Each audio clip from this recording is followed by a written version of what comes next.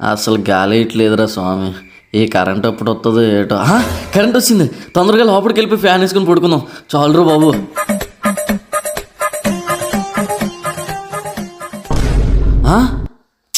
మళ్ళీ కరెంట్ పోయిందా? బయటన గాలి ఇట్లేదు, ఇంట్లోనే గాలి ఇట్లేదు. కరెంట్ వచ్చే వరకు కాసేపు అలా బయటను పడుకుని బుక్తో గాలి వేసుకుందాం. ఏం చేస్తాం ఇంకా. కరెంట్ వచ్చిందిరా బాబు, ఇంక తీయలే.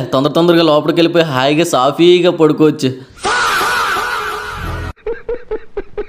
చెయ్యి నీ అమ్మ, కరెంట్ ఇట్లా ఎలా పోతుంది? లోపలికి వెళ్దాం అనుకునే లోపే పోతుంది.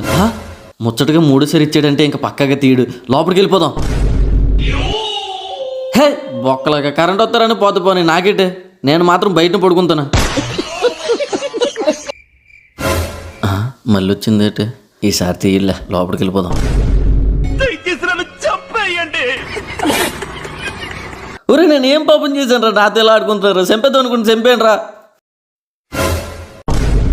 ఈ జన్మకి చాలు, నేను పోతాను అన్నయ్య, నేను పోతాను. నాకు ఇది వద్దు.